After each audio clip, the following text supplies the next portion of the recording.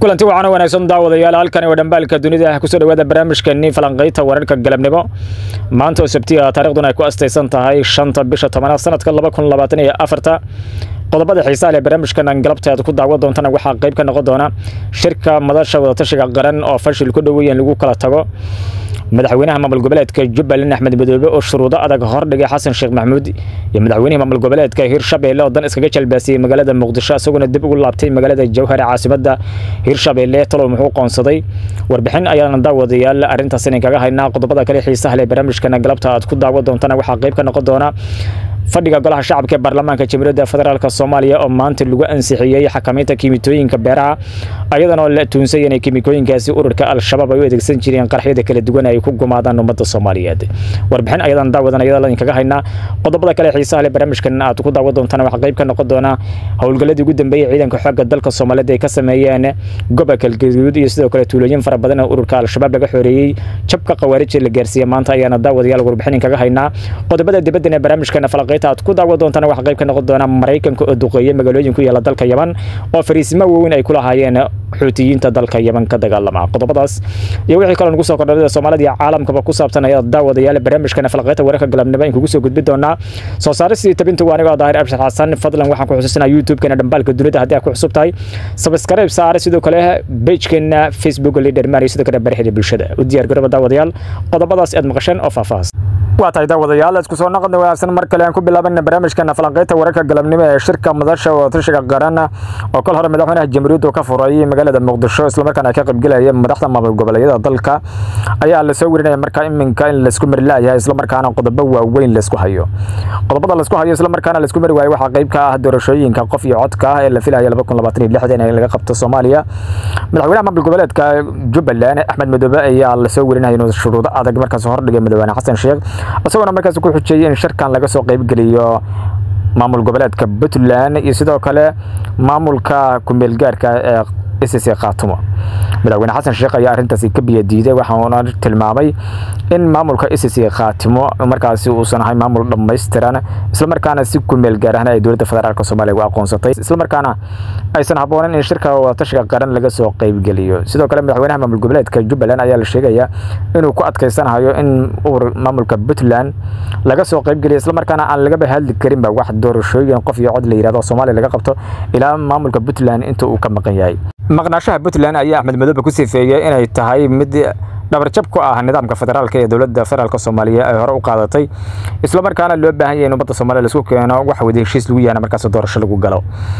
madaxweyne Xasan Sheekh ayaa arintaas ka biyadiisan ilaa xilligan ma jiraan wax war ka soo baxay iyadoo imika la soo tibinaya in shir ababad u xiran yihiin oo imika u socdo madaxweynaha Jubbaland iyo sidoo kale madaxweynaha Jamhuuriyadda Federaalka Soomaaliya Xasan Sheekh Maxamuud wixii warar ka soo baxana qaybaha dambe ee barnaamijkan ayaa daawadin ku soo gudbin doona dadka kale madaxweynaha maamul goboleedka Hirshabelle Cali Guudlaawa ayaa ku laabtay magaalada Jowhar caasimada Hirshabelle asagoo la sheegay inuu dib ugu soo laaban doono maalinta bariya sidoo kale uu markaas halkaas dib uga sii amba qaado shirka madasha wada tashiga qaran ee maalinta saddexaad ka socda magaalada Muqdisho waxa daawadayaal wali barnaamijkeeni falanqeynta wararka galabnimo ayaan bartamaanka kaga jirnaa bal imkan hadaan eegno howlgalkii ugu dambeeyay ciidamada xoogga dalka Soomaaliyeed ee ka sameeyeen deegaano hoostaga gobolka Galgaduud ayaa la soo tabinayay halkaas markaas lagu burburiyay isla markaana cagta lagu mariyay fariisimo badan oo ururka al-shabaab ay ku lahaayeen deegaano iyo tuulooyin fara badan oo hoostaga gobolka Galgaduud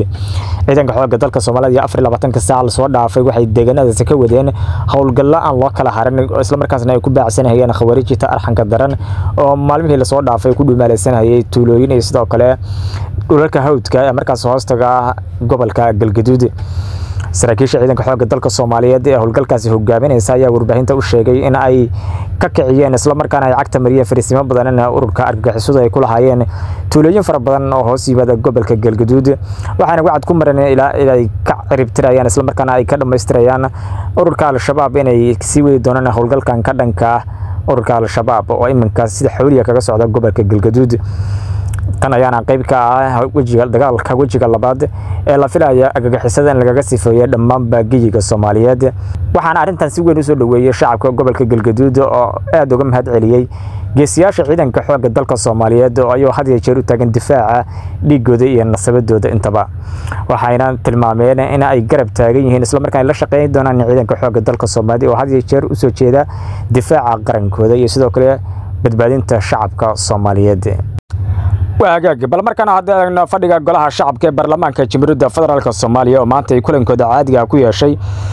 filaha Hargeysa ee magaalada Muqdisho ayaa ku ansixiyay xakamaynta kiimikooyinka beeraha oo markaasi la tuunsan yahay in ururka Al-Shabaab ay ka sameeyaan qaraxyada oo ay ku gumaadaan ummadda Soomaaliyeed golaha shacabka ayaa markaasi cod u qaaday ansixinta sharcigan waxaana ogolaaday in ka badan 155 xildhibaan ma jiraan wax xildhibaan oo ka aamusay isla markaana diiday waxaana sidaas ansax ku noqday sharciga xakamaynta kiimikooyinka beeraha loo adeegsado sharcigan ayaa dhowr jeer waxa soo gudbisay wasaaradda beeraha iyo waraabka Jamhuuriyadda Federaalka Soomaaliyeed ayadoo dhowr jeer ansixintiisu uu dib u dhacay hase ahaatee maanta ayaa la ansixiyay sharcigan waxaana maanta wixii ka dambeeya mamnuuc ka ah in geeyiga Soomaaliyeed iyo deegaanada Soomaaliya laga soo dejiyo kiimikooyinka loo adeegsado beeraha iyo bacriminta waxaana ururka Al-Shabaab hadii jeer la sheegay inay ka sameeyaan qaraxyada iyo sidoo kale waxyaalaha ay markaasi ay ka sameeyaan qaraxyada ay ku laayaan shacabka Soomaaliyeed waagaga ugu dambeyntina hadii ayna wararka caalamka Mareykanka waxa uu duqeymo aad u waaweyn ka geystay magaalooyin ku yaala dalka Yemen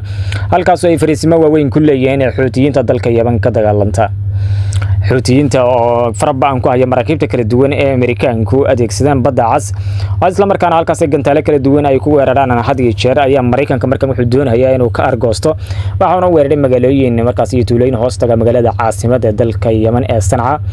waxaan la soo tinay qasare kala duwan in markaas duqeymahaas ay ka dhasheen xuutiyiinta ayaa hore wacd ugu maray inaysan joojin doonin duqeymaha iyo beegsiga maraakiibta reer galbeedka iyadoo adeegsada badda cas inta ay Mareykanku u garab taagan yahay Israa'iil ayaduna gumaad farabaan ku haysta shacabka reer Falastiin iyo sidoo kale dawladda Lebanon oo ay ka dhex dagaalamayaan dagaalyahanada Islaamiga ee Hizbullah waxaana xuutiyiintu waxay bacd ku mareen in markaasi ay had iyo jeer baagsan doonaan isla markaana ay duqeymo doonaan markab kasta oo reer galbeedka laga leeyahay oo si gardarra ku adeegsada badda cas isla markaana ay duqeyn doonaan oo halkaasi ay la baagsan doonaan waagaag guud ahaan gabi ahaan baad daawadayaal wanaga intaasi barnaamijkeennii falaqeynta wararka galabnimo soo saarista tibintu waxa aniga Daahir Abshir Xasan fadlan waxa ku xusuusinaa YouTube-keena hadda ku cusubta dhambalka dunida subscribe saar sidoo kale page-keena Leaderman iyo sidoo kale barahan bulshada sida X Instagram iyo sidoo kale barteena TikTok tan iyo maalinta bariyaanta ku kulmana daawadayaal barnaamij aynkana kala akhyaar waxaan kaga tagnaa sidaas iyo nabadgelyo salaamu alaykum wa rahmatullahi ta'ala wa barakatuh